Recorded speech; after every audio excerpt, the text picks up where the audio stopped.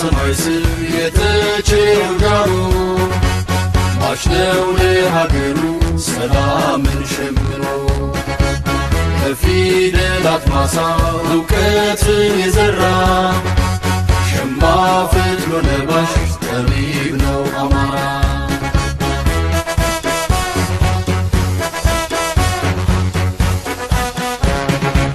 ከአያት ቅድመ አያቱ ከላይ ከታሪኩ ነገደ ሴማዊ ፋኖነት ነው ልኩ ተጠሪ ነው ለአገር ቀድሞ የሚደማ አልባሽ አብራሽ ኩሩ የተቸረው ግርማ ይመስክር ብራናው ቁራን ድርሰናቱ ዛሬም ቆስሎ ደምቷል ለአገር ነፃነቱ ቃል አስሮ ሰንድቋል ቀሚሷን ሸምኖ ዛሬም ለጥንቱ የበላይ ፋኖ ነው። እንደምን አላችሁ? እንዴት ናችሁ? ደህና ናችሁ ሆይ? እንግዲህ በዛሬው ዕለት ማማን ይዘን ብቅ ብለናል። ለተወሰነ ጊዜ አልነበርንም። ስለዚህ ለዛ ደግሞ የተለያዩ ጉዳዮች ስለነበሩ ነው። እሱን ወደፊት እንደ አስፈላጊነቱ ልንገልጽ እንችላለን። ግን በአጠቃላይ አሁን ያገኘናቸውን አንዳንድ መታለፍ የማይገባቸው ነገሮች ስላሉ ጉዳዩን ወደ እናንተ ማድረስ ስለሚያስፈልግ ለሕዝቡም ለፋኖ ማድረስ ያስፈልጋልና በሌሎችም መድረኮች ሊገለጹ ይችላሉ። ግን እንደ ማማ ደግሞ ነጥቦችን የደረሱንም መረጃዎች ብዙውንም ባንገልጸው የተወሰነ ግን መግለጽ ስላለብን እሱን ወደ እናንተ ለማድረስ ነው። ይኸውም የአማራን ክልል አስረክበን እንውጣና ራሳችንን እንከላከል ወይንም ራሳችንን ለድርድር እናቀርብ ከፋኖ ጋር የሚለው የአብይ አጠቃላይ የኦሮሞማ አስተዳደር በዚህ ጉዳይ ላይ ውስጥ ለውስጥ ከኦሮሞ ምሁራን፣ ከኦሮሞ ፖለቲከኞች እና አጠቃላይ ከኦሮሞ ጀነራሎች ጋር እያከናወነ መሆኑን ይሄ የሰሞኑ ምስጢራዊ ስብሰባዎች የተካሄዱት በዚህ መልኩ ነው። ስለዚህ ይሄ ጉዳይ ብዙ ነገሮችን ሊያጠያይቅ ይችላል፣ ሊያስነሳም ይችላል። ግን እውነቱን ማቅረብ ስለሚያስፈልግና ህዝባችንም ፋኖም እያንዳንዱ ማወቅ ስላለበት እንዲህ አይነት ነገሮችን እንዲሁ ዝም ብለን የምናልፈው አይሆንም። ፋኖ ለዚህ ነው የደረመሰው ተቋም ብለን ከዚህ በፊትም ስናቀርብ እንዲቀላል አይደለም። ፋኖ ብአዴንን የደረመሰው በመሆኑ እንዴት ደረመሰው ብላችሁ ከዚህ በፊት ያነሳችሁም አላችሁ። በቀጥታ መታየት ያለበት ህዝብ የምንለው በኢትዮጵያ አጠቃላይ የህዝብን አሰፋፈር ስናነሳ 85% እኮ እንደው ግድ የለም እናሸሽለውና 80 እናርገው እንጨምር፣ 5ቱን ወደ እንትን እንጨምርና 80% አርሶ አደር ነው እያለ ነው የምንገልጸው አይደለም እንዴ?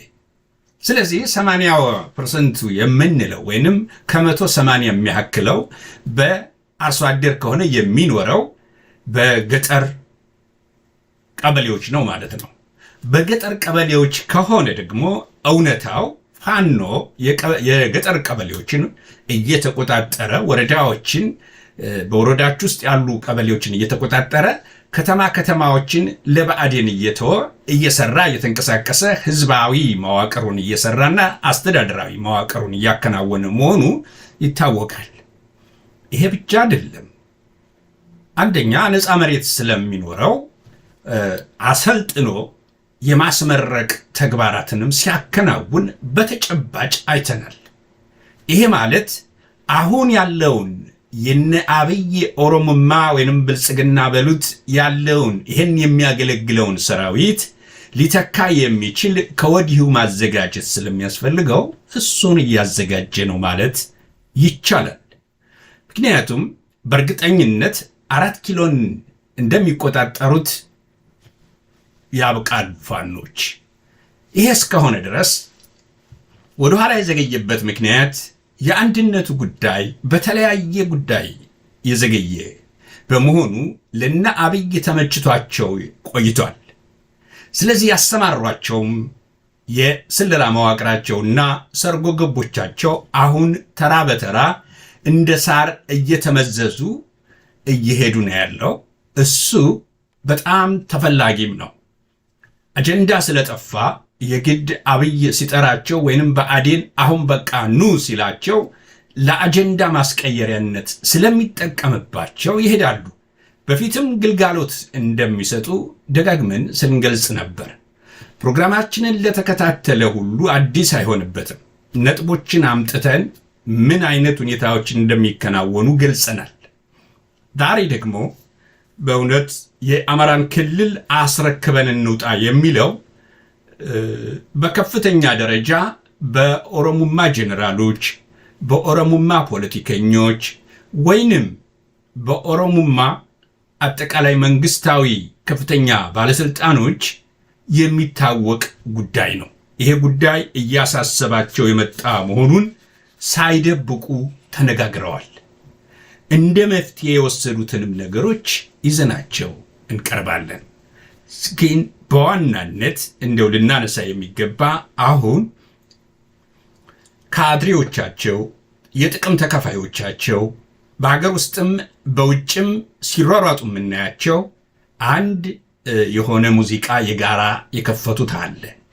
እሱን ነው እንድናዳምጥ የሚፈልጉት። ፋኖ ከወያኔ ወይንም ከህዋት ጋራ፣ ከሻዕቢያ ጋር፣ ከግብፅ ጋር እየሰራ ነው ይላሉ። ምንድነው? ሱዳንንም ዘለው መሄድ አልነበረባቸውም። እንዴት ነው ሱዳንን ዘለው ግብፅ ድረስ ከሚሄዱ ማለት ያለባቸው ህዋት፣ ሻዕቢያ፣ ሱዳን እና ግብፅ ከቻሉ ደግሞ ጅቡቲንም ቢጨምሩ ከቻሉ ሶማሌንም ዙሪያውን ያሉትን ቢጨምሩ መልካም ነው። ምክንያቱም የአማራ የህልውና ትግል እያንዳንዱ አማራም ሆነ እያንዳንዱ ኢትዮጵያዊ ፖለቲከኛም ይሁን ፖለቲከኛ ያልሆነ እንዲሁ ነዋሪው የሚያውቀው እውነት አለ። የአማራ የህልውና ትግል የትም አልጀመረም። በማንም ተጠግኖ በማንም ተጠንስሶ የመጣም አይደለም። ወይንም የውጭ ርዕዮተ ዓለም ተከታይ ሆኖ እንደ ትላንቱ የኮሙኒስት ተከታዮች ሆኖ የመጣም አይደለም። መሬት ላይ በቅሎ መሬት ላይ አድጎ መሬት ላይ ያንቀጠቀጠ ነው። መሃል ላይ ነው የበቀለው። ከዚህ ውጭ ምን ይሁን? ይሄንን ለማጣጣል የሚሞክሩት እና ወደ ሌላ ለመለጠፍ የሚሞክሩት ታሪክም ህዝብም ራሱ ወራሪው ኃይል ይሄ የኦሮሞማው የብልጽግናው ስብስብ ይታዘባል። እንዴ ከኛ በላይ እኮ ብዙ ነገር እያሉ ያሉት እንዴት ነው? እኛ የማናውቀው ነገር እነሱ ያውቃሉ እንዴ ማለታቸው አይቀርም። እና አብይ አንድ ቀን መተንፈሱ አይቀርም ይሄንን ጉድ። ምክንያቱም ለመናገር ችግር የለበትም፣ ለመዋሸትም ችግር የለበትም፣ ለመካድም ችግር የለበትም። ስለዚህ ይሄ እውነታና ይህንን የተጨበጠ ሁኔታ እንዴት ለማድረግ እንደተፈለገ ባይገባንም ዞሮ ዞሮ አንድ ህዝብን አወናብጄ እኖራለሁ የሚል በሚችለው መንገድ በሚዲያ መጠቀም ስላለበት ባሰማራው የሶሻል ሚዲያ ሰራዊትም ይሁን የተለያየ ተጠቃሚዎችም ይሁን ይህን ጉዳይ ማከናወን መቻል አለበት። በዩኒቨርሲቲ ውስጥ ትውልድን መቅረጽ የሚገባቸው ከዚህ ከብአዴን ጋርና ከአብይ ጋር ሆነው የሶሻል ሚዲያ ፕሮፓጋንዳ ሲሰሩ የምናያቸው አሉ። ነገ የታባታቸው እንደሚሄዱ አናቅም። አንድ የተወሰነ ዘመድ አዝማድ ተነካብን ብለው ሲያለቅሱ ግን አይተናቸዋል። እንግዲህ ይሄ ነው አማራ የሚባለው። ግን ለነሱ ምንም አይደለም። ከዚህ አኳያ ማየት ያለብን አሁን ወደ መጨረሻው ጫፍ እየደረሰ መሆኑን፣ አብይ የሚሄድበት ጊዜ አጭር መሆኑን፣ አብልጧቸው እንደሚሄድ ምንም ጥርጥር የለውም። አሁን እሱ የኦሮሞ ልሂቃንን ወይንም ምሁራንን በግል ማነጋገር ሰብሰብ ብለው ምሽት ላይ መወያየት፣ ጀነራሎችን ለብቻ ወስዶ መወያየት፣ ይሄ እንዲህ አይነት ነገሮች የመጡት የመጨረሻው ሰዓት እየደረሰ መምጣቱን ያያል እና ስለዚህ ትላንትና አሰብ እንድንል ነበር የተሞከለው። የጅቡቲ በተለይ ከሶማሌ ጋር በነበረው የወደብ አግኝተናል የሚለው ሙዚቃ እሱ አልሰራም፣ ከሸፈ። ከዛ በኋላ ሊያደርግ የሚችለው አባይ የሚለው አባይም አለቀ፣ ምንም ለራሱ ለማድረግ ሞከረ። ይህም ታሪክ የእሱ እንዳልሆነ ይታወቃል። ግን ከዛ በኋላ ምንድነው እንትን እንድንል አሰብ እንዲባልለት ነው የሞከረው። አሰብ አልተቻለም። እሱም ሰው ሊገዛው አልቻለም ሐሳቡን። ምክንያቱም የአጀንዳ ማስቀየሪያና የፍላጎቱ ማሳኪያ እንደሆነ የአማራን የህልውና ትግል መቀልበሻ ዘዴ አጀንዳ ማስቀየሪያ መሆኑን ህዝቡ እየገባው ነው። ፋኖም ጠንቃቃ በመሆኑ ትኩረቱን በፍጹም ዘወር አላደረገም። እንዲያውም አንድነቱን አጠናክሮ መጣ። አሁን ጉድ የመጣው አንድነቱን አጠናክሮ ሲመጣ ነው ከፍተኛ መረበሽ ውስጥ የገቡት።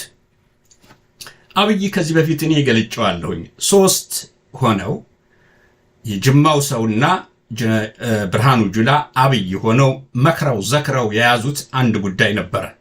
ያ አስቀድሞ ስለወጣባቸው ለብልጽግና ባለስልጣን ለሚሏቸው ለሌሎች ማለት ነው በዛ ውስጥ ለሚካተቱት ሊያካፍሏቸው ያልቻለበት ምክንያት አስቀድሞ ስለወጣ ጉዳዩ ያን ሊያካፍሉ አልቻሉ። ምክንያቱም ቀድሞ ወጣ።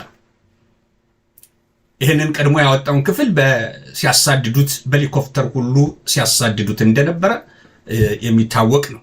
ስለዚህ አሁን አጀንዳ ሆኖ የመጣው የህወሓትንና የአማራን ህዝብ ፋኖን ለማጋጨት ከፍተኛ ስራ ሲሰራ ነበር የቆየው። ግን አሁን ጦርነት የሚል ነገር እየተሰራ ነው ያለው። እሱን በእርጋታ የአማራ ህዝብ የሚያየው በመሆኑ ህወሓት ድጋሚ ስህተት ተሳስቶ ሌላ ነገር ውስጥ ይገባል ብዬ እንግዲህ ይሰሰታል ብዬ ይሄን ያህል ልምድ ወስዶ ይሰሰታል የሚለው ትንሽ እንደው ግንዛቤ ይወስዳል፣ የፖለቲካ ግንዛቤ አንደኛ ይኖረዋል ብዬ አስባለሁ። ምክንያቱም ከዚህ በፊት የጀብደኝነት እንጂ የፖለቲካ ብስለት ዘላቂ ወደፊት ምንድን ነው የሚለውን የሚዳስስ ተንታኝ አልነበራቸውም። ጀብደኛ ነው የነበራቸው። ስለዚህ ያን ጀብደኝነት ትተውት አማራን አንወጋም ሲሉ መቆየታቸው ግልጽ ነው። ይሄ አብይ ደጋግሞ ጠይቋል። በጋራ አማራን እንውጋ፣ ፋኖን እንውጋ ብሏል። አብይ ይህን ጥያቄ እንዳቀረበላቸው ብዙ የትግራይ ልጆች ይናገራሉ። ግን ህወሓት ይህን ሊቀበል እንዳልቻለ ነው እንጂ አብይ ጠይቋል። ዛሬ ግን ፋኖን ሊከስ ይሞክራል። ሲፈልግ ከሻዕቢያ ጋር ወዳጅ ይሆናል፣ ሲፈልግ ከኢሳያስ ጋር ወዳጅ ይሆናል። ሌላው ግን እንዲሁ ወዳጅ አይፈለግም። ሌላው እሱ ሲፈልግ እሱ ወዳጅ ሊሆን ነው። በፈለገበት ሰዓት ይጣላል። ሌላው ግን አማራው ግን በፍጹም ወዳጅ እንዲኖረው እንዲጣላ እንጂ ወዳጅ እንዲኖረው አይፈለግም። ለምን? ይሄ ዓላማቸው ነው። ይሄ የኦሮሞማ ዓላማ አንዱ ነው። ተጨፍጭፈናል እኮ አይደለም እንዴ? እሱን ማየት እሱን ማንሳት ካስፈለገ ማንሳት ይቻላል። ስለዚህ አማራ ሆኖ ዛሬም በዚህ በመደናገር የፖለቲካ ሂደት ውስጥ የሚደናገር በተለይ በሰልኩ የሚለው ክፍል ካለ እንደገና መፈጠሩን መምረጥ መቻል አለበት ብዬ አስባለሁ። ምክንያቱም ያነባል፣ ይጽፋል፣ ክፉንም ደጉንም ማየት የሚችል ስለሆነ መሸወድ አውቆ ካልሆነ በፍጹም ዝም ብሎ ሊሸወድ አይችልም። በጥቅም አውቆ በጥቅም ሊሸወድ ተሸወድኩ ሊል ይችላል። ያ ሽወድ አይደለም፣ ሆዳምነት ነው።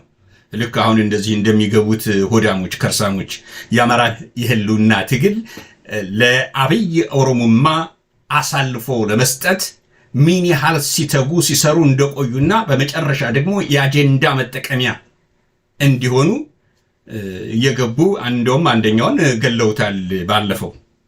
እንዲህ አይነት ሁኔታ የተፈጠረበትን ነገር የሚያከናውኑ አማራ ሆነው አሉ፣ በአማራ የሚቀልዱ። ስለዚህ የተሰጣቸው ነገር አለ። እነሱን አስመልክቶ በስብሰባዎች የተነሳ ቢኖርም እሱን ብዙ ማንሳት አስፈላጊ አይመስለኝም። ምክንያቱም ሲደርስ ጉዳዮችን መናገሩ እና ማለቱ ይሻላል እንጂ እነሱን እንደፈለገው ቢያደርጓቸው ምንም ችግር የለም። ወደሽ ከተደፍ ምንድን ካልሽ ቢረግጡሽ አይክፋሽ ነው። ስለዚህ የዛ አይነት ሁኔታ ስለሆነ እነኚህ የአማራ ዝቃጮች በመሆናቸው ለቃሉ ይቅርታ እጅግ በአማራ ታሪክ ውስጥ የትግል ታሪክ ውስጥ እጅግ የዘቀጡ በጣሊያን ጊዜ እነ በላይ ዘለቀ ባንዳዎችን ወይንም መንገድ ጠቋሚዎችን እንዴት ይቀጡ እንደነበረ የሚታወቅ ነው።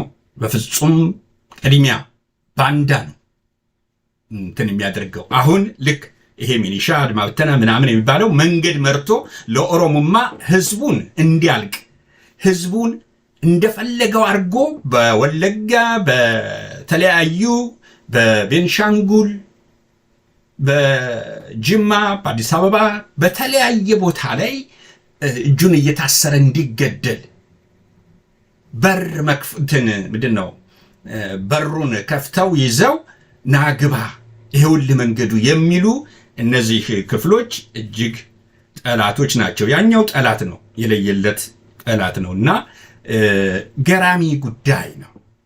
አንዳንድ ነገሮችን ማየት ያለብን ይመስለኛል። ወደ ዋናው ጉዳይ ከመሄድ በፊት እስቲ የሆነ ነገር እናንሳ። አንድ የኢትዮጵያን ጉዳይ የኢትዮጵያን ህዝብ ጉዳይ እንዴት ነው እነ ጀነራል ብርሃኑና እነ አብይ ሲገልጹት የቆዩት? ምናልባት በተለይ እንደ ኢትዮጵያ ያለ ከእውነትና ዕውቀት የራቀ ማህበረሰብ ደግሞ ሲኖር ምንድነው ይሄ ኮንፍሊክት ሜንታሊቲ የወረረው ማህበረሰብ ስለ ብልጽግና የማስብ የኢትዮጵያ ህዝብ ማሰብ አለበት። ኢትዮጵያ ህዝብ ማሰብ መጀመር አለበት። የኢትዮጵያ ህዝብ እኮ ይገርማል አለ ፖሊስ ሌባን እያሯሯጠ ከኋላ ከተሲሮት ደረሰብህ ወደ ቀኝ ወደ ግራ እያለ ሌባ ያስመልጣል። ማመስገን የሚባል የለም፣ ማልቀስ ብቻ። አልቃሽ ህዝብ ደግሞ አይሻገርም። የኛ ሰው ኢሞሽናል ነው። የኛ ሰው ለመቀጠር በጣም ዝግጁ ነው። እንዴት እንደሆነ አይገባኝ። የሌላ ሀገር ሰው እኮ እንደዛ አይደለም። የኛ ግን በጣም ተቀጣሪ ነው። ቀበሌውና ስለቤተሰቡ የሚያላዝን ህዝብ ነው ያለው ኢትዮጵያ ውስጥ። ባለቤት ያጣች አሳዛኝ ሀገር ናት ኢትዮጵያ። አዎ የሚናገሯቸው የኢትዮጵያን ህዝብ በንቀት ላይ ምን ያህል ዘቅጠው እንደሄዱ የሚያሳይ ነው። አዎ እናንተ ምናልባት ይህን ፕሮግራም የምትከታተሉ ያን መጀመሪያ ኃላፊነት ሲቀበል የተናገረውን መቼም አልሰማንም ልትሉ አትችሉም። ደጋግማችሁ ወይንም ሰምታችሁ ሊሆን ይችላል። ምን ያህል የተሻለ መሪ መጣ በሚል ማለት ነው። ያን ጊዜ ሁሉም ሰው የተሻለ መሪ መጣ፣ እንዲህ ለእናቶች የሚያዝን እንደዚህ የሚል ብዙ ነገር ነው የመጣው። ወዲያው ነው አይደለ እንዴ? ወዲያው እኮ ነው ማስለቀስ የጀመረው። ወዲያው እዛው አዲስ አበባ ዙሪያ እኮ ማስለቀስን የጀመረው ወዲያው ነው። ከዛ በኋላ እርድ የሚባል የሰው ልጅ አጠቃላይ መጥፎ ተግባራት የሚባሉት በሙሉ በወለጋና በተለያዩ በቤንሻንጉልም እና በተለያዩ ኦሮሚያ ክልል በሚባለው እንዲፈጸሙ ነው የተደረገው። አጠቃላይ አማራ የሚለውን አማራ ሆኜ መወለዴ ምንድነው ይህን ያህል ስቃይ በኖርንበት ሀገር ብለው ታላላቆች ሁሉ እንዲናገሩ የሆነበትን ሁኔታ አይተናል። ይህን የተከናወነው ዛሬ በእርግጥ ባንዳ አለ ለሆዱ ያደረ እንደነዚህ አይነት ነገ ጥሏቸው ለሚሄድ እንዲህ አይነት ሰዎች አሉ። ስለዚህ የአማራን ክልል አስረክበን እንውጣ የሚለው ቀልድ አይደለም፣ በተጨባጭ የመጣ ነው። ስለዚህ ምንድነው የዚህ የወያኔ ሻዕቢያ ፋኖ የሚለውን እንትን እነዛ ነገ እንትኖችም ጋር ምሁራኖችም ወይንም ጀነራሎችም ጋር የተለያዩ የፖለቲካ ድርጅቶች ጋር የፖለቲካ ወኪሎች ጋር እና አብይ ሊያንጸባርቁ የፈለጉትን በተለይ ወያኔ ሻዕቢያ ፋኖ ጣምራ ፈጥረው እየመጡ ነው። ጣምራ ፈጥረዋል እያለ የማስወራት ሁኔታውን ነው የቀጠለው በሚያደርጉት እንቅስቃሴ ላይ። ጥቅል ሁኔታው ውስጥ ብዙ ነገሮች አሉ፣ ልገባበት አልፈልግም። እና አንደኛው ያስጨነቀው ደግሞ የአማራ ፋኖ ብሔራዊ ንቅናቄ መቋቋሙ ነው። አማራ አንድ መሆኑ ነው። መቼውንም አንድ ሊሆኑ አይችሉም ብሎ የቃዠበት ሁኔታ ምን እንደሆነ ሁላችሁም የምታዘቡት ነውና ይሄ ነገር መምከኑ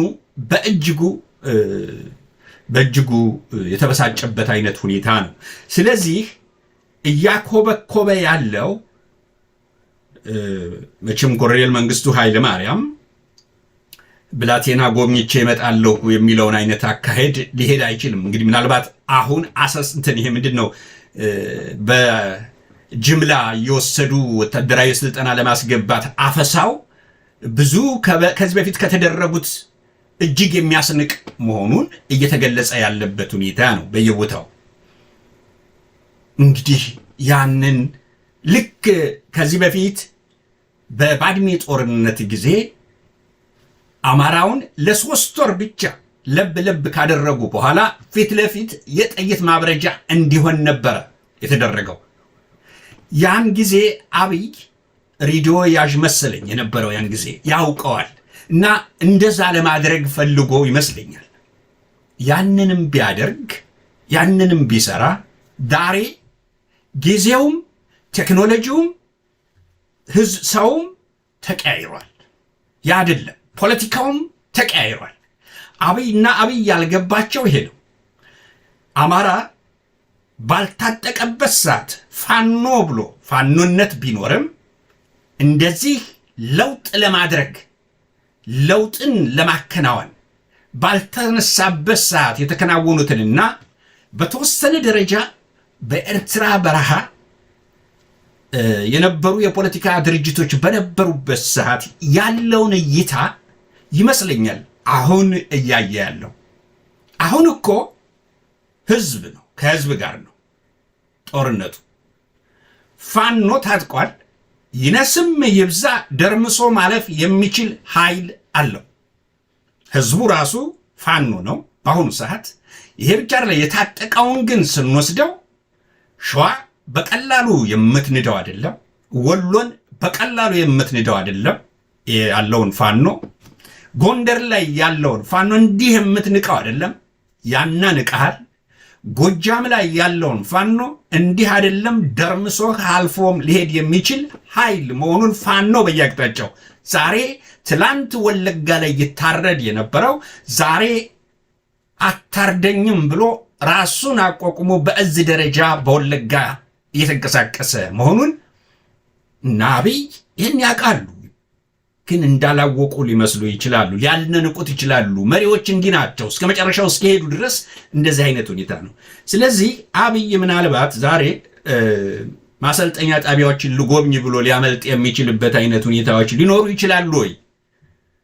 ሌላ መንገዶች ሊኖሩ ይችላሉ። አብይ ይወጣል፣ ይሄዳል።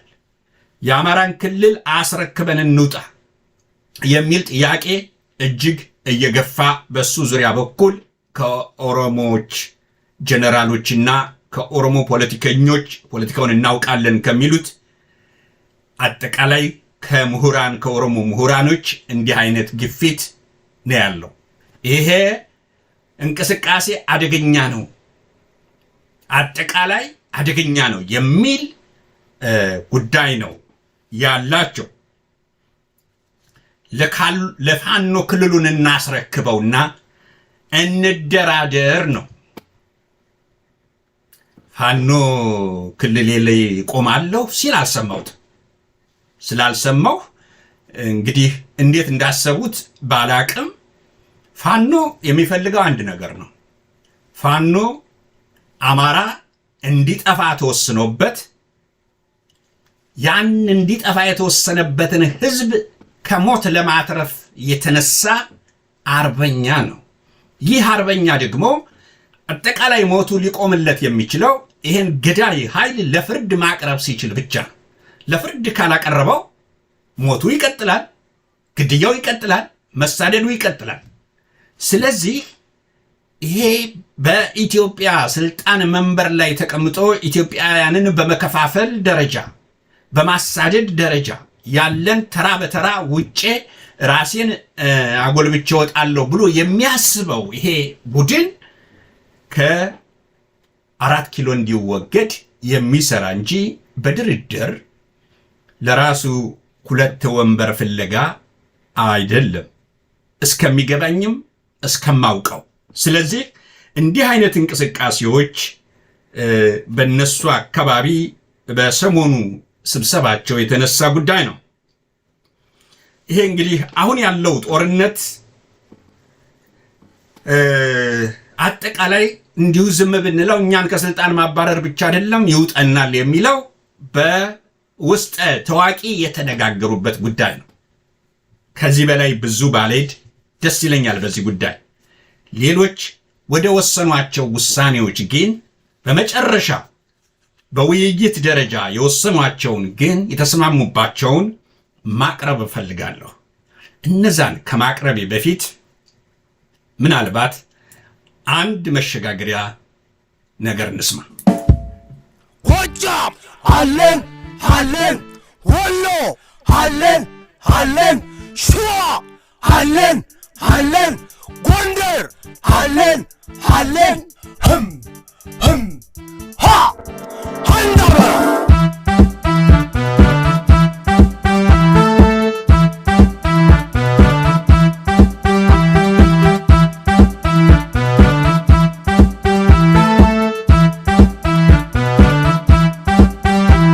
አማራነት ነው ክብራችን ክብራችን፣ ፋኖነት ነው አርማችን አርማችን፣ የትግል ስማችን የጉዞ ስንቃችን።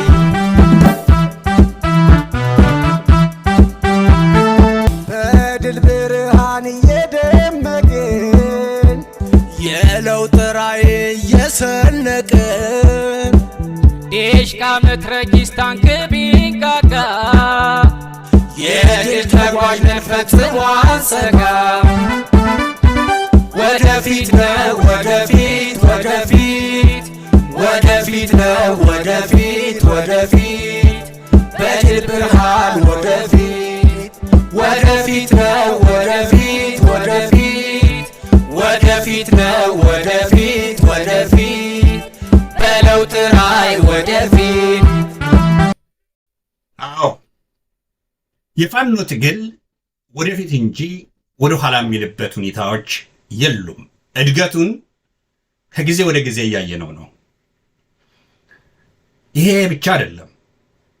ኢቭን የተሰለፉትን አሰላለፎች ስናይ ዛሬ በከፍተኛ ደረጃ ጩኸታቸውን በምንሰማበት ሰዓት ከህወሓት ጋር፣ ከሻዕቢያ ጋር፣ ከግብፅ ጋር ፋኖ እንዴ አብሮ እየሰራ ነው ይላሉ። ግብፅ ሄዶ እኮ የሚነጋገረው አብይ ነው። አብይ ለግብጾች ምን እንዳደረገ ታሪክ ነገ የሚያወጣው ጉዳይ ነው። ቁመቱን ቀንስልን አሉት፣ ቁመቱን ቀነሰላቸው። አባይ እንዲገደብ እንዳይገደብ በምንም ታምር ከተጀመረ በኋላ እንዳይገደብ አይደለም ጥያቄያቸው፣ በፕላኑና በአጠቃላይ በቁመቱ ላይ ነው የነበረው፣ በሚይዘው መጠን ላይ ነው የነበረው። እሱን ቀንሶላቸዋል ቁመቱን። ስለዚህ ያ ፍላጎታቸው ተሳክቷል፣ አለቀ። ምንም ሌላ ነገር የሚፈልጉት ጉዳይ አይደለም። ያን ያውቃሉ፣ ግብጾችም ያውቃሉ፣ አብይም ያውቃል። የማያውቀው ይሄ የሚጮኸው ክፍል መሆን መቻል አለበት። የሚጮኸውን ክፍል ብናመጣው እዚህ ገራሚ ገራሚ ሰዎች አሉ። ምናልባት ወደፊት እሱን ላመጣው እችላለሁ። እና ይሄ በፍጹም የማይሄድ ሁኔታ ነው። የአማራ ህልውና ትግል እኮ የተጀመረው እዛው መሃሉ ላይ ነው። ከየት መጣ? የት ነው ማሰልጠ? ያሰለጠነው እዛው ነው። የታጠቀው እዛው ነው። የሆነው እዛው ነው። አስታጥቄ እጅግ ጥሩ ስለሆነ ጥሩ አስታጠቃቸው። አለቀ። ከዚህ በኋላ ማንም ዘመድ ጋር አትገናኙ ማለት ከማንም ሰው ጋር አትገናኙ፣ ከቤተሰቦቻችሁም አትገናኙ፣ ከሌላው ኢትዮጵያዊ ጋርም አትገናኙ። አማራ መገናኘት የለበትም፣ ከሻቢያም ጋር መገናኘት የለበትም፣ ከኢሳያስም ጋር ማውራት የለበትም፣ ከሱዳንም ጋር ማውራት የለበትም፣ ከህዋቶችም ጋር ማውራት የለበትም፣ ከግብፅም ጋር ከሶማሊም ከምንም ጋር ማውራት የለበትም። አይ እኛ እንቀጠቅጣችኋለን በድሮን እናንተ ማሰብ የለባችሁም፣ ዝም ብላችሁ በክላሽ ብቻ ተዋጉን። ይሄ እኮ የሚሰራው እንዴት ነው? ትግል እኮ ነው። አንተ የምትፈልገውን ዓላማ ለማሳካት ወደ ሰማይም ወደ ምድርም መውረድ ካለብህ ወርደህ ማሳካት ነው። ያ ማለት ግን የአማራን የህልውና ትግል ሸጠህ አይደለም። የኢትዮጵያን አጠቃላይ ሁለንተናዊ ነገር ሊነካ የሚችል ነገር ሰርተህ አይደለም። ግን ለድልህ የሚያበቃህን መንገድ መከተል ምንጊዜም አለ።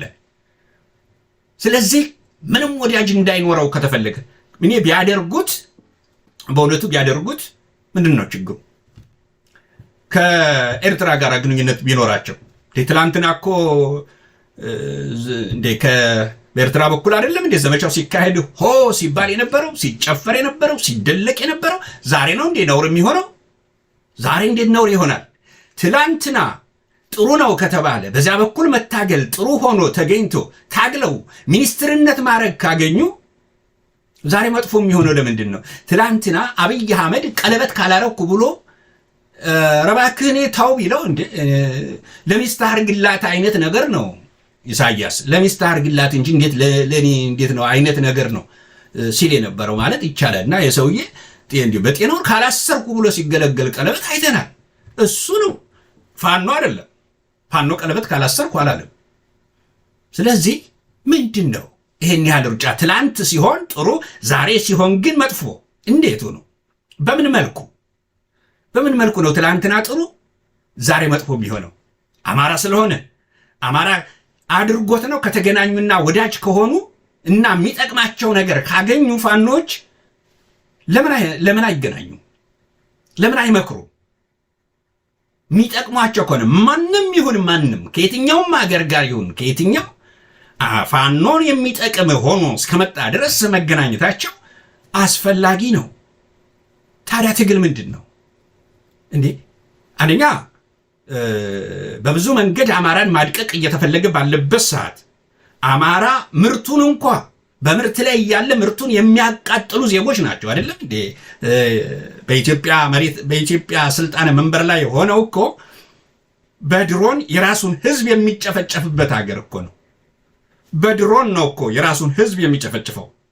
እንግዲህ ህዝብ መሃል ያለን ነፃ አውጪ ኃይል ህልውናውን ለማስከበር የተንቀሳቀሰን ኃይል ይሄንን እኮ በድሮን ነው እየጨፈጨፈ ያለው። ስለዚህ ምን አይነት ህሌና ቢኖራቸው ነው እነዛ ይሄ ከአብይ ጀምሮ ያሉት የሌላውም ጎሳ ተወላጅ የሆኑትም ጭንቅላታቸው የተመጠጠ ቢሆን ነው እንጂ በድሮን ሲጨፈጨፍ በቃ ብለው ዞር ማለት ይችሉ ነበረ። ይሄ አልሆን ብሎ አሁን ግን ወደ መጨረሻው መጥቷል። ማንም ይሁን ማንም አማራ ይጠቅመኛል፣ ለአማራ ይጠቅማል የተባለውን ነገር ሁሉ ማድረግ ነው። እንደ በፊቱ አይደለም። አሁን አማራ ቢያንስ ታጥቋል። አሁን ታጥቋል። ህዝቡ ደግሞ አጠቃላይ ከተነሳ የሚችለው የለም አጠቃላይ። ምክንያቱም ቀይ መስመር አለ። በቀይ መስመሩን አልፎ ለሚሄደው ሁሉ ወደ ኋላ የሚል ኃይል አይደለም። አሁን ያ ቀይ መስመር ግን መታየት መቻል አለበት። ስለዚህ አሁን ወልቃይት ምናምን እንደዚህ የተባለ ቢባለውን ነገር ፋኖ ለዛ ጉዳይ አጀንዳውን እንዲቀይር እየተፈለገ ያለበት ጉዳይ ነው። እንዴ የወልቃይት እንትን አይደለም እንዴ? እኔ መንግስት ነኝ ካለ መንግስት ከሆነ ለምንድን ነው ወደ ፋኖ የሚያመጣው? ጉዳዩን ያለውን ነገር ማድረግ ያለበት ራሱን።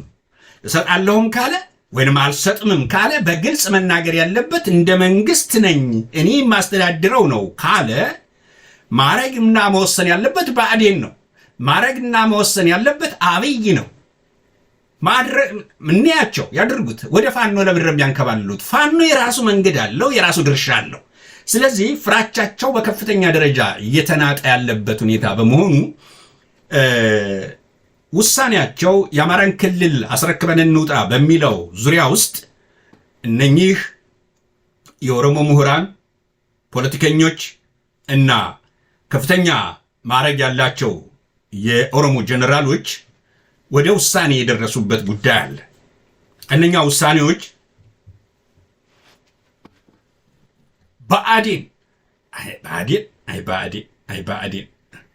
ብአዴን እኮ በጣም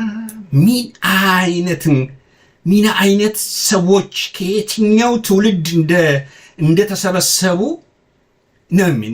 ምን ያህል ርካሽ መሆናቸውን የሚያሳይ እኮ ነው። ብአዴን ምን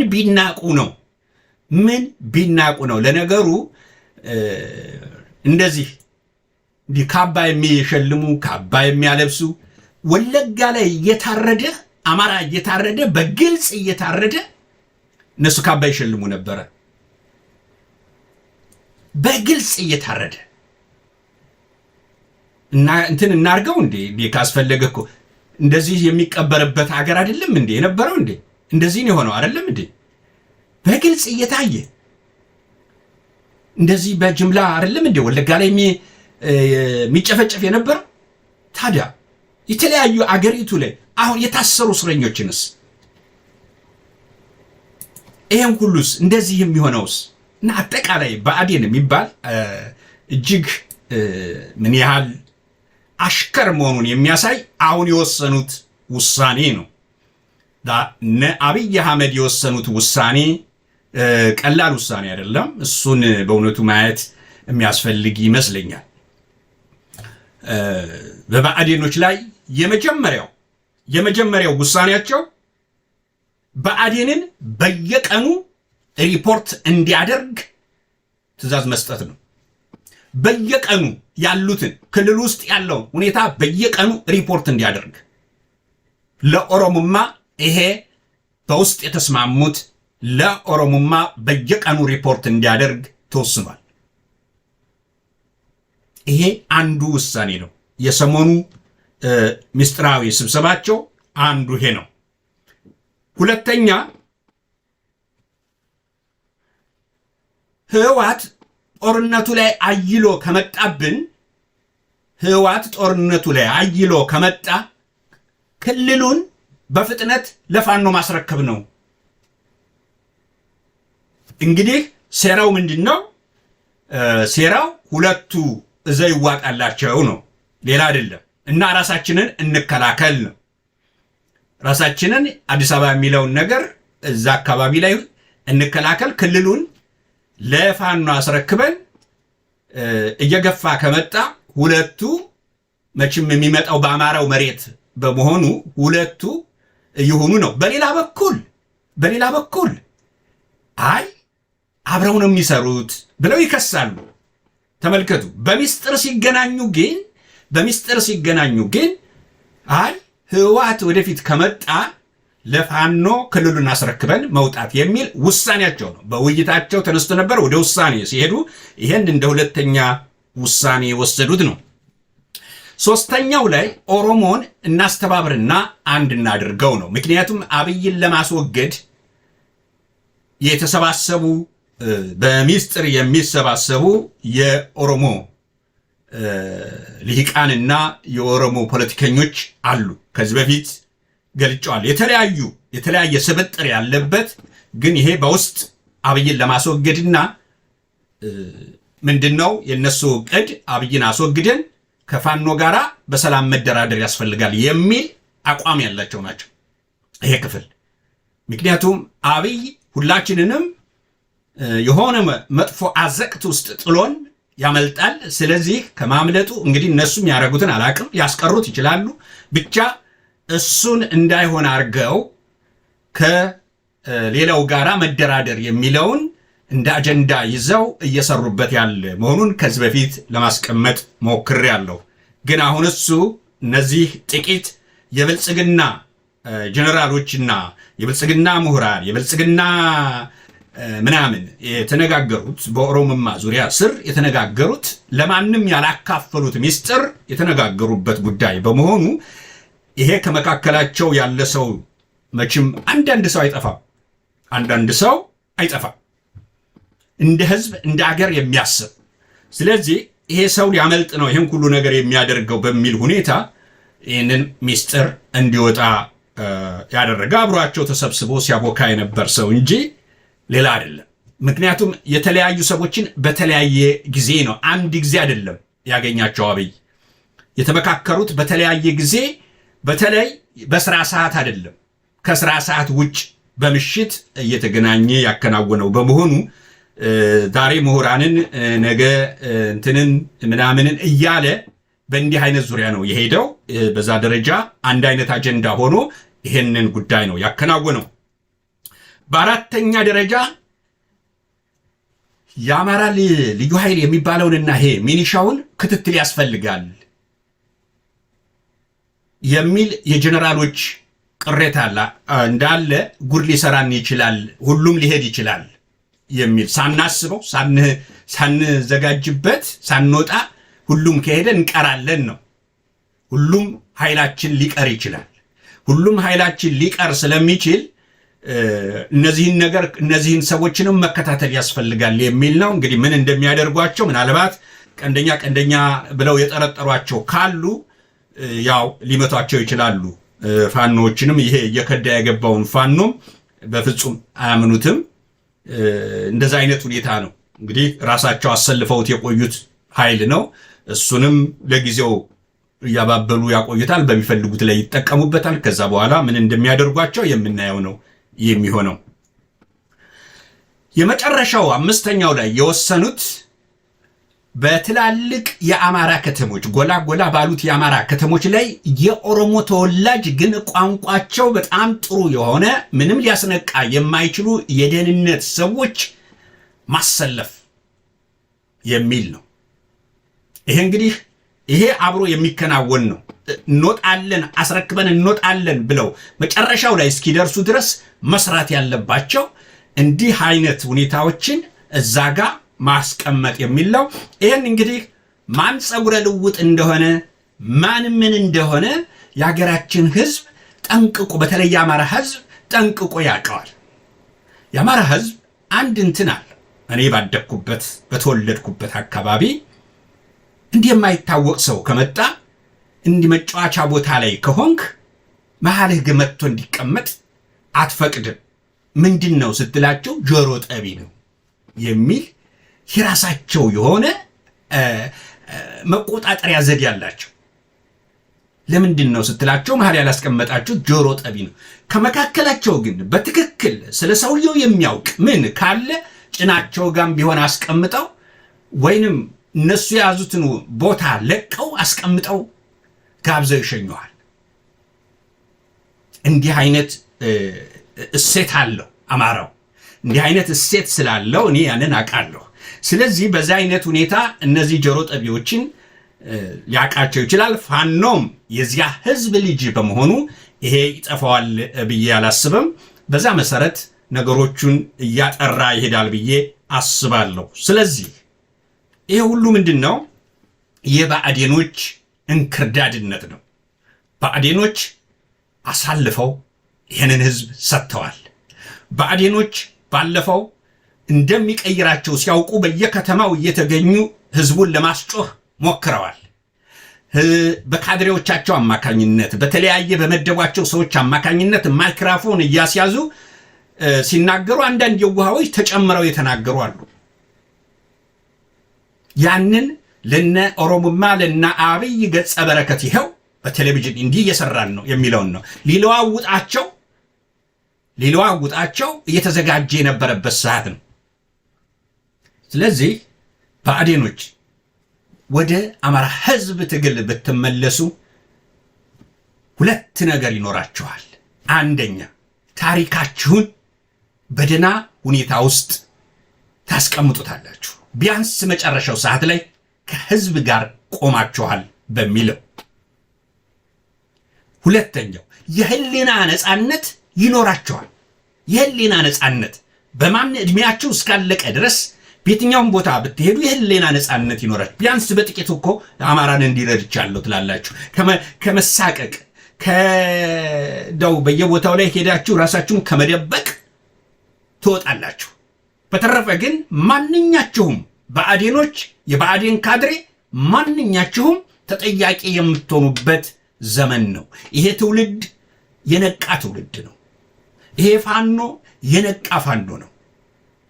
ስለዚህ እየተመራ ያለው በቆረጡ ጀግኖች በመሆኑ ነገ እናንተን ለፍርድ ለማቅረብ ዛሬ ሰልጥኖ እየተዘጋጀ ነው። ከነፃነት በኋላ ፋኖ እናንተን ከየትኛውም ቦታ ላይ እየመነጠረ እያመጣ ለፍርድ ያቀርባችኋልና ያ ከመሆኑ በፊት ግን ቅድሚያ ከህዝባችሁ ጎን ቆማችሁ መደረግ ያለበትን ነገር ማድረግ መቻል አለባቸው። ይህ ህዝብ ሊያሳዝናችሁ ይገባል። ይህ ህዝብ ጭፍጨፋ ሊመራችሁ ይገባል። ለሆዳችሁ አድራችሁ ትክክለኛ የሆነውን ፋኖ ለማጠልሸት የምትሰሩት ስራ ከተጠያቂነት አያድናችሁም። ሌላው ይሄ ያቀረብኩት 5 ነጥብ እነሱ እየሰሩ ነው። አገር እንመራለን በሚሉት እየተሰራ ነው ያለው። ታዲያ የሚኒሻው እስካሁንም ፖሊስ እያፈስክ የምትወስድ ፖሊስ እያፈስክ ወጣቱን ለስልጠና ምትልክ የምትደበድቡ ሁሉ አላችሁ። በየቦታው በተለያየ ቦታ እናንተ ነገ ራሱ ያ ወደ ማሰልጠኛ የላካችሁት ወጣት ከየቤታችሁ እያነቀ እያወጣ ለፍርድ ያቀርባችኋል። ይሄ ዛሬ እየገፋችሁ የምትልኩት፣ ይሄ ዛሬ እያሳድዳችሁት ያለ ፍላጎቱ የምትልኩት ወጣት ነገ ከየቦታህ እየነቃቀለ እየመጣ ለፍርድ የሚያቀርብህ ይሄው ወጣት ነው። እንዴት አይታያችሁም ፖሊሶች? እንዴት አይታያችሁም? ነገ እኮ ሌላ ጊዜ ነው። ይሄ ትውልድ ቤት ድረስ ይመጣል። እየተቀረጸ እየተያዘ ነው። ሁሉም ነገር ዛሬ በእጃችን ላይ ነው። ይደርሳል ወዲያውኑ። ተሰብስበው ይሄው እንግዲህ የሀገር መሪ ነን የሚሉት ተሰብስበው የሚነጋገሩት ነገር እኮ እየደረሰን ነው። ስለዚህ የምታከናውኑት ነገር ሁሉ ከህዝብ የተሰወረ ስላልሆነ ነገ እናንተም ቤተሰቦቻችሁን በውርደት ውስጥ የምትኖሩበትን ሁኔታ መፍጠር የለባችሁም። ስለዚህ የእናንተ ልጅ ቢሆንስ እንደዛ የምታደርጉት? የእናንተ ወንድም ቢሆንስ? የእናንተ እህት ብትሆንስ? አስቡበት። ይሄን ነገር አስቸኳይ ከአማራ ህዝብ ጎን ቆማችሁ የለም ልትሉ አይቻልም ልትሉ ይገባል። ተረፈ ይሄ ድለላውን ቀይ ባህር ምናምን ወደብ ምናምን የሚባለው ጨዋታ የአጀንዳ ማስቀየሪያ ጉዳይ ነው። ያው አብይ የከንቲባነት ስራውን እሱን እየሰራ ቢቆይ ይሻላል እስከሚሄድ። ሌላውን አንተናን አዳነች አበቤን ቢያግዛት ያው አሁን እንደሚያግዛት እሱን ቢያግዛት የተሻለ ነው። እና ይሄን የምንለው የኦሮሞማ እንግዲህ ሁኔታ እጅግ እየከፋ የመጣበት ሁኔታ ነው። በእርግጠኝነት ይሄ የተነጋገሩትን ሁኔታ እንደ ሁኔታው አይተው ለቀውት ክልሉን ይወጣሉ። አብይ ግን ይሄዳል። አብይ ያመልጣል። ምናልባት ጀግና ካልተፈጠረ መካከል ላይ እዛ አካባቢ ላይ ጀግና ከሌለ ያመልጣል። ይሄ ምድረ ማረግ እየጫነ መኮንን ነኝ የሚለው ሁሉ ነገ ዛሬ ማሰልጠኛ ብሎ በከፈተው ቦታ ላይ ነገ እዛ የሚገኘው እዛ ነው። እዛ በሚገኝበት ሰዓት የሚያሳዝኑኝ ቤተሰቦቹ ናቸው። እዛ ድረስ እየተንገላቱ ለጥየቃ የሚሄዱት። ይሄ መሆን መቻል የለበትም። በቃ ብለው ከፋኖ ጎን ሊቆሙ የሚችሉ በተለይ በከፍተኛ ደረጃ መጠየቅ የሚኖርባቸው በእውነት እኔ እንደ አንድ ግለሰብ እንደው መጠየቅ አለባቸው ብዬ የማምነው በአማራ ክልል ውስጥ ጦርነቱን እየመሩ ያሉ መኮንኖች በየትኛው መስፈርት ሊያመልጡ የሚችሉ አይደሉ፣ ተጠያቂዎች ናቸው። በየትኛው እድሉ አላቸው። አጠገባቸው ፋኖ አለ። አጠገባቸው ምንም ምክንያት ሊያመጡ አይችሉም። አጠገባቸው ፋኖ አለ። ሰራዊታቸውን ይዘው ችለው መክዳት ይችላሉ። በቃ አልዋጋም፣ የአማራን ህዝብ አልወጋም። ምክንያቱም ይህንን ህዝብ ስወጋ ኢትዮጵያን እንደወጋው ነው የምቆጥረው። ለኢትዮጵያ ግንባር ቀደም ሟች የሆነን ህዝብ ለምን ወጋለሁ የሚል ጀነራል እንዴት ይጠፋል? ኢትዮጵያዊ ጀነራል እንዴት ይጠፋል? አንድ ኢትዮጵያዊ ጀነራል እንዴት ይጠፋል? ከኦሮሞማ ውስጥ ይሄ አማራ ሆኖ ጀነራል ሆኖ ኮሎኔል ሆኖ ወይንም ምናምን ሆኖ ይህን የሚሰራው እሱ ባንዳ ነው። ከዚህ የበለጠ እድል ሊኖረው አይችልም። ለወገኑ ለህዝቡ እንዴት ሊቆም አልቻለም? ፋኖ በእርግጠኝነት 4 ኪሎ ይገባል። ምንም ጥርጥር የለም። የጊዜ ጉዳይ ነው። የጊዜው ሊለዋወጥ ይችላል፣ ሊፈጥን ይችላል፣ ሊያጥር ይችላል። ግን ይሄንን ትግል መቀልበስ አይቻልም። የአማራን የህልውና ትግል መቀልበስ አይቻልም። ስር ሰዶ ሰፍቷል እንደ ዋርካ። ልትቀለብሰው አትችልም። በምንም ታምር አይቀለበስም። ተጠያቂነትን የበለጠ እያበዛኸው ከመሄድ ውጭ በፍጹም ልትቀለብሰው አትችልም። እንዲያውም በድሮን በጨፈጨፍክ ቁጥር አብይ አህመድ በዓለም ፍርድ ቤት ተጠያቂነትህን እያሰፋኸው ትሄዳለህ። የደበደብከው ሁኔታ ይታያል። የት ቦታ ላይ የደበደብክ እንደሆነ ይመዘገባል፣ ይያዛል፣ በቪዲዮም በፎቶም ይያዛል የደበደብከው። ስለዚህ ለፍርድ የምትቀርብበት ጊዜ ሩቅ አይደለም ብዬ ነው የማስበው። ይህን ደግሞ ፋኖ በየትኛውም ሀገር በተሰደዱ እንዲሁ ዝም ብሎ የሚተዋችሁ ነው ብዬ አላስብም። ምክንያቱም ህዝብ ገላችሁ ነው፣ ህዝብ ጨፍጭፋችሁ ነው። በወለጋ ለጨፈጨፋችሁት፣ በቤንሻንጉል ለጨፈጨፋችሁት፣ ዛሬ አማራ ክልል በሚባለው ህፃናትን፣ አዛውንትን፣ ትምህርት ቤትን የመሳሰሉትን ሁሉ እየጨፈጨፋችሁ ያላችሁበትና ጦርነት የሚባለውን ነገር ለማስፋት ዛሬ ፋኖን ለመክሰስ የምትሞክሩበት ሁኔታ አለ። እናንተስ ማን ይክሰሳችሁ? እናንተ ከህዋት ጋር እንደፈለገው በምትሆኑበት ሰዓት ማን ከሰሳችሁ? ሳውዝ አፍሪካ ሄዳችሁ ስትፈራረሙ አማራው ያውቃል እንዴ? አያውቅም እኮ። የት ያውቃል? በአማራው ላይ ስትወስኑ አማራ ያውቃል እንዴ? የሚያውቀው ነገር የለም። ከኤርትራ ጋራ ከፕሬዚደንቱ ጋራ ያን ያህል ቀለበት ካላሰርኩ ብለህ ያን ያህል የኖቤል ተሸላሚ እንድትሆን የበቃህበትን ድራማ ሁሉ ስትሰራ የአማራ ህዝብ ምን አለ? ተቃወመ እንዴ? ተቃወመ። ታዲያ ዛሬ አማራ ለምን ትቃወመዋለህ? ልትገለው፣ ስታሳድደው፣ በድሮን ስትደበድበው፣ በማንኛውም መንገድ ጠላቱን ለማስወገድ ማንኛውም መንገድ ከሌሎች ጋር ቢወዳጅ እንደ ሞራሉ አለ ወይ የመጠየቅ? በየትኛውም ሞራል? ማን ነው ሞራል ያለው? ስለዚህ ትላንት ኢትዮጵያ አንተ እኮ ከኢትዮጵያዊነት መውረድ የለብህም እያላችሁ አማራውን አማራ ሆኖ እንዳይወጣ በዛ ስታሸማቅቁት ቆይታችሁ ነበር። አልሆነም። ኢትዮጵያዊ ነኝ ብሎ ሲሄድ ደግሞ ወደፊት እንዳይመጣ የሌላ ብሔረሰቦች እንዲመሩት ነበር የምታደርጉት። አማራ ወደፊት እንዳይመጣ ያላሳል ከሞት ከምናምኑ ባሻገር እኮ በፖለቲካው መንገድ እኮ ብዙ ነው ስትጫወቱበት የኖራችሁት። ታዲያ ዛሬ ራሱን ነፃነትን እፈልጋለሁ እናንተ እየገደላችሁ ልኖር አልችልም ብሎ ሲነሳ እናንተ ናችሁ ቡራኬ የምትሰጡት። አንተ በዚህ ክድ ይህንን አነጋግር ያንን አነጋግር ብላችሁ ወዳጅ እናንተ ናችሁ እንደምትመርጡለት። ይሄ ጥሩ አይደለም፣ አይጠቅማችሁም። ስለዚህ በየትኛውም አቅጣጫ ያላችሁ የአማራ ወዳጅም ጠላትም የሆናችሁ ጉዳዩን ልሰሙት ይገባል። ዞሮ ዞሮ በየቀኑ ብአዴን ሪፖርት እንዲያቀርብ ተወስኖበታል እና ወያኔ ጦርነቱን እየገፋ ከመጣ ያው ማድረግ የሚችሉት አማራ ክልልን ለቀን ወጥተን ሁለቱ ጦርነት ይቅጠሙ የሚል ነው። ለዚህ ነው አሁን እኔ አንዳንድ በጣም የሚገርሙኝ የዚህ የኦሮሞማ ደጋፊዎች በአብን ውስጥ የነበሩ ብዙ እንዲሁ ሲራወጡ አያቸዋለሁኝ። እንዴ ምን ነካችሁ እናንተ? ደግሞ ቀዝቀዝ በሉ እንጂ። እንዴት ወልቃይትን ፋኖ እንዴት እንዴ? ፋኖ እኮ ስለ ወልቃይት ጉዳይ ላይ ያለውም የተናገረውም ምን ያለውም ጉዳይ የለም።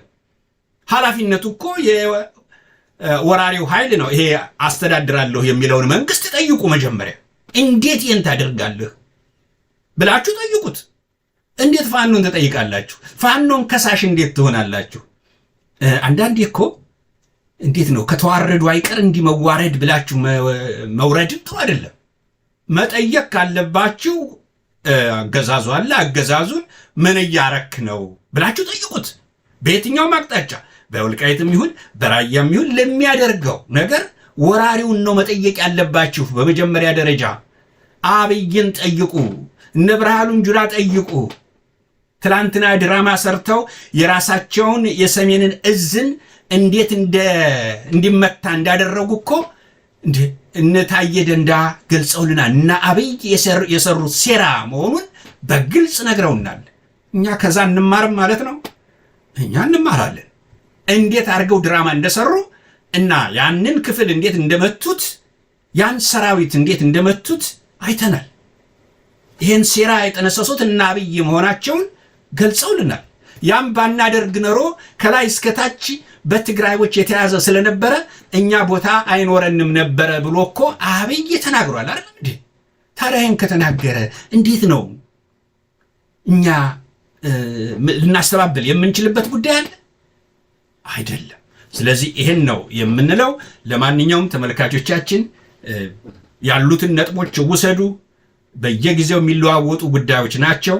ሊወስኑ የሚችሉትን ይወስናሉ። ግን እንዳማራጭ ተነጋግረውባቸዋል። ውሳኔዎችን አሳርፈው ሰፋ ያሉ ጉዳዮች አሉ። እነዛን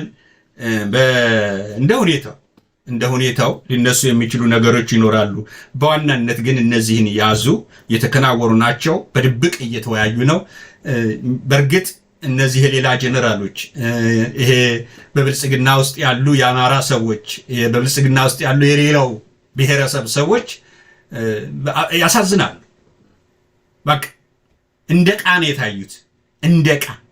በተለይ አማራዎቹ ለአማራም ሳይሆኑ ለኦሮሞማ እንዳደገደጉ ስርዓቱ መለወጡ የማይቀር ነው እና ከዛ በፊት ግን ራሳቸውን የሚሰራውን ስራ እንኳን እንዴት እያወቁም ቢሆን ባርነትን መምረጣቸው እጅግ የሚገርም ነውና ተመልካቾቻችን ቁም ነገር ነው። ብዙ ነገሮችን በሌላ መንገድ መግለጽ አይቻልም። ፋክቱን ነው ማስቀመጥ የፈለኩት።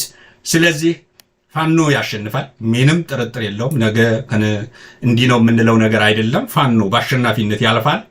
ይሄንን ደግሞ እንደው ጌቾን እስቲ ትንሽ ጋብዣችሁ ካለፈው ሰምተነው ትንሽ ስለ አብይ እንለፍ። ወይውልህ አዲስ አበባም ሆነ የአብይ አህመድ እድሜ ላታራዝም፣ አብይ አህመድን ላታድን፣ ህዝብን አጠፋለሁ የሰሜን ጀነራል ብርጋዴር ጀነራል ነው ወጥቶ አፉን ሲከፍታችሁ ህዝቦቻችን የሲዳማ ህዝብ፣ የሶማሌ ህዝብ፣ የአማራ ህዝብ፣ የአፈር ህዝብ በእነ አብይ አስተዳደር ተበዳይ እንጂ ተጠቃሚ አይደለም። እነዚህን አስተዳደር እድሜ ማሳጠር ስራ ላይ ቢያንስ በጋራ መስራት ይቻላል። አብይን ኤርዶዋን አያድ ነው፣ ሳዳም ሁሴን አያድ ነው፣ ቭላድሚር ፑቲን አያድ ነው፣ ማንም አያድ ነው። ጆ ባይደን ነው ግፋዊል ካዳ ነው። ግን ዋና ወንጀል ፈጻሚዎቹ አብይ አህመድና እነዚህ ዱርዬዎች፣ እነዚህ ነፍሰ ገዳዮች ግን የአሜሪካ መንግስት የሚችለውን ነው ያገኘውን ነው ያደርጋል። ይሄን መጀመሩ ጥሩ ነው። ቢያደርግ ግን እንመርጣለን። ሌሎችን እንደዚሁ ማዕቀብ ይጥልባቸው። አብይን፣ ኢሳያስን እነዚህ ሰዎች ገና አሁን ተጨማሪ ወጣቶች እንገላለን ብለው የተንቀሳቀሱ ተጨማሪ እናቶች ሊያስለቅሱ የተንቀሳቀሱ እነዚህን ሰዎች እናት የማስለቀስ ወጣት የማረድ እንቅስቃሴ የማስቆም ኃላፊነት በወሳኝ መልኩ ይኛል። እንግዲህ ጌቾን ትላንትን አይታችሁ ዛሬ ያለበትን ስታዩት ምን ያህል የቆሸሸ ተግባር እንደሚሰሩ መገንዘብ ነው ያለባችሁ። በእውነቱ እኔ ይሄ ጉዳይ ተመልክቶኝ አይደለም፣ ግን ስለ አብይ ያለውን ሁኔታ በወቅቱ በነበረበት ሁኔታ ምንድን ነበር የገለጸው? ዛሬ የት ነው ያለው? እንዲህ አይነት ሰዎች ናቸው የተሰባሰቡት። እንዲህ አይነት ሰዎች ናቸው የተሰባሰቡት። ይህን ጉዳይ እያንዳንዱ ይሄ ትውልድ በእርግጥ ይገነዘበዋል። የአዲስ አበባ ወጣት እስኪ ይህንን ሰምተኸው እንደው አሁን ያለውን ሁኔታ ተገንዘብ። እናቶችን እያስለቀሰ ምን እያለ በድሮን መደብደቡ ምኑን ሲዋግዝ ነበር። ዛሬ ያ ተግባራዊ ያ ትክክል ነው ባይ ነው። ዛሬ ከሱ ጋር ከሰራ ከሱ ጋር መስራት እንደማያስፈልግ ሲገልጽ የነበር ሰው ዛሬ ከሱ ጋር መስራት ከአብይ ጋር መስራት ጥሩ ነው ብሎ ብዙ የሚል ሰው ነው። እንዲህ አይነት ናቸው ባዶ ለጥቅማቸው ለሆዳቸው ለሆነ ነገራቸው ብቻ የሚያድሩ። ስለዚህ ከዚህ እያንዳንዱ እየተማረ ራሱን ወደ ተሻለ የፖለቲካ ህይወት ውስጥ መቀየር እንጂ ወደ ተሻለ እድገት ውስጥ መሄድ እንጂ ወደ ተሻለ ነፃነት ውስጥ መሄድ እንጂ ወደ ተሻለ አንድነት ውስጥ መሄድ እንጂ እንዲህ አይነት ሰዎችን ታቅፎ መኖር ራሱ በእውነት እንደ ሀገርም ጸያፍ ነው። እንደ ሀገርም እንደ አማራ ደግሞ የህልውና ጉዳይ ነው። በተረፈ በቀጣይ ፕሮግራም እስከምንገናኝ በኔ በኩል ሰላም ሁኑልኝ ከማለት ውጭ የምጨምረው ነገር የለም። እዚህ ጋር ላቁምና በመዝጊያ ፕሮግራም ልሰናበታችሁ። ሰላም ሁኑልኝ።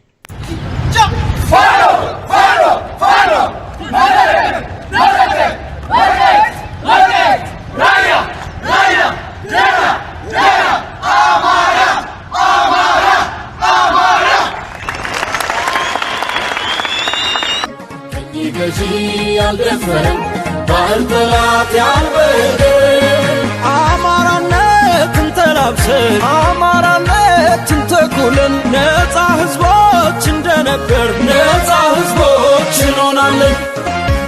አማራንን ነፃ ህዝቦች ታሪክ ባምኑ የዘከረን ቀኝ ገዢ ያልደፈረን ባህር ጠላት ያልበደ አማራነትን ተላብሰን አማራነትን ተኩለን ነፃ ህዝቦች እንደነበር ነፃ ህዝቦች እንሆናለን። ከአገር ዘርፈን የማንከብር ቅርስ አውድመን